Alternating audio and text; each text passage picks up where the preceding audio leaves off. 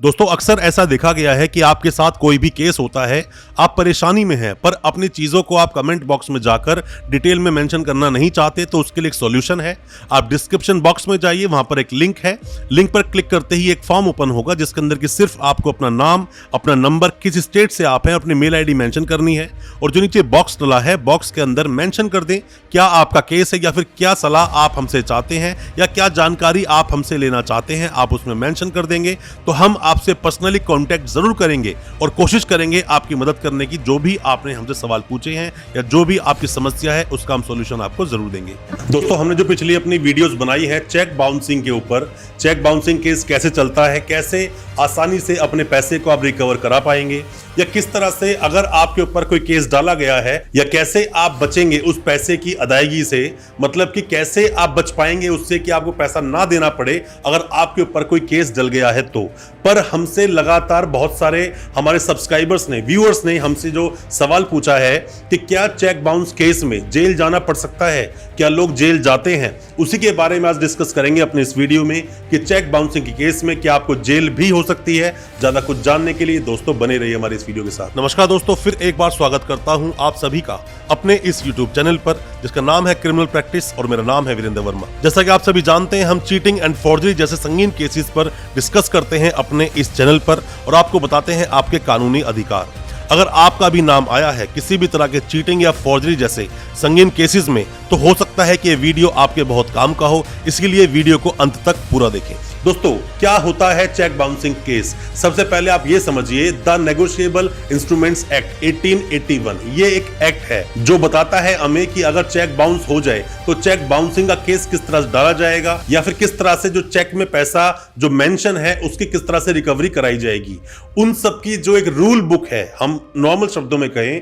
उनकी जो rule book है उसी को बोलते हैं द नेगोशिएबल इंस्ट्रूमेंट्स एक्ट 1881। ये है वो रूल बुक, ये है वो बेयर एक्ट, यही है वो कानूनी किताब जिसके अंदर सब लिखा हुआ है किस तरह से ये चेक बाउंसिंग का केस चलेगा, किसी पर जो चलाया जाएगा। अब दोस्तों होता क्या है इस केस में, मान लीजिए कि आपके ऊपर केस हुआ, आपके ऊपर केस हुआ, हालांकि वो पैसा आपको देना नहीं था, लीगल लायबिलिटी आपकी नहीं थी, मतलब कि वो लीगली एनफोर्सेबल बाय लॉ नहीं था, मतलब पैसा नहीं देना था, बट फिर भी आप केस हारे, केस आप हार जाते हो। उसके बाद क्या आपको जेल जाना पड़ेगा? बिल्कुल आपको जेल जाना पड़ेगा। जज साहब जो आपको ऑर्डर देंगे, जो वहां पर जो ऑर्डर सुनाया जाएगा इस एक्ट में, जो ये एक्ट कहता है, इस एक्ट के अनुसार अगर आपके ऊपर ये अपराध सिद्ध होता है कि ऐसा आपने किया है तो उसके अंदर 2 साल तक की सजा और जो पैसा जितने का अमाउंट था, मान लीजिए 2 लाख का था तो 4 लाख तक आपको देना पड़ सकता है। पर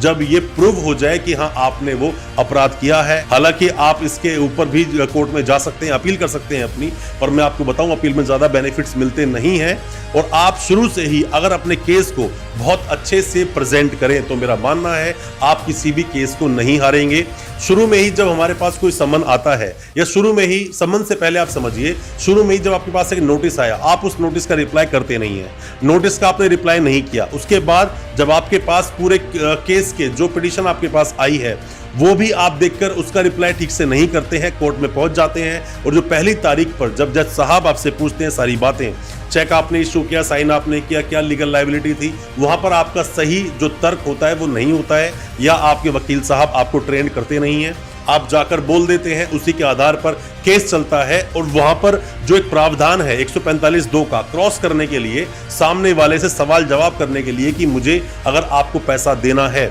तो क्यों देना है, कैसे देना है वो पैसा, उसको हम तोड़ नहीं पाते हैं। अगर आप इन चीजों को अच्छे से तोड़ दें, जो एप्लीकेशन आपने क्रॉस के लिए लगाई है वो टाइम से लगाई हो, साथ में ही उन्होंने जो 20% की शुरू में ही पैसे रिकवरी के लिए एप्लीकेशन लगाई हो, इन सब को ही अगर आप बहुत ही अच्छे से डिफेंड करते आ रहे हैं, केस 2 तरह से लड़े जाते हैं, या डिफेंसिव मोड या अटैकिंग मोड। अब डिपेंड करता है आप उस केस को किस तरह से लड़ रहे हो और साथ में ही आपके वकील साहब आपको कितने अच्छे से गाइड कर रहे हैं, कितने अच्छे से आपकी बात को रख पा रहे हैं। पर मैं आपको बता दूं ऐसे केसेस में दोस्तों ये तो एक केस है, ऐसे केसेस में 3 केस एक साथ डल जाते हैं। पहला होता है ऑर्डर 37 जो डलता है, जिसके अंदर की बहुत जल्द से जल्द वो केस खत्म करना पड़ता है, केस खत्म भी होता है और कई बार ऑर्डर में आंसर आ जाता है कि आप इतना पैसा जल्द से जल्द चुकाएं जिन्होंने केस डाला है, क्योंकि उसमें कोर्ट फीस भी अच्छी खासी कोर्ट को देनी होती है। दूसरा डलता है 138 जो एनआई एक्ट के तहत डलता है, जिसकी हम अभी बात कर रहे हैं। तीसरा डलता है, अगर अच्छे से तैयारी कर ले इस केस के ऊपर, जो केस आपके ऊपर डाल रहा है, तो मैं आपको बता दूं इसमें चीटिंग जो कि 420 आईपीसी बोलती है, साथ में ही 406 आईपीसी, इन दोनों के तहत भी आपके ऊपर मुकदमा दर्ज कराया जा सकता है। एफआईआर लॉन्च हो सकती है आपके ऊपर। अगर पुलिस स्टेशन में नहीं भी होती है तो लोग 156(3) का सहारा ले सकते हैं। इसमें आपके लिए मुसीबतें बढ़ सकती हैं, जेल जा सकते हो। ये क्रिमिनल ऑफेंस है जिसके अंदर की आसानी से आपको निकलने के रास्ते आपको नहीं मिलेंगे। और मैं तो यही बोलूंगा, जब अब केस चल रहा है, बीच में ही अगर आपको लगता है केस आप हार सकते हैं और आपको सच में ही पैसा देना है, तो वहां सेटलमेंट कर लें और केस को विड्रॉ करवा लें। वो आसान होगा केस को बहुत लंबा खींचने के लिए। क्योंकि जब केस चलता है, दो तरह की प्रॉब्लम्स आपके साथ जरूर होती हैं। एक तो मेंटल पीस आपका छिन जाता है, मतलब परेशान रहना आप शुरू कर देते हैं, और दूसरा फाइनेंशियल लॉस, जो आपका फाइनेंशियल लॉस होगा, मतलब जो वकील साहब को बार बार आपको फीस देनी पड़ती है, दोनों तरह के लॉस आपके साथ जरूर होंगे। दोस्तों, मैं उम्मीद करता हूं जो मैंने आपको बताया चेक बाउंसिंग के बारे में, सजा के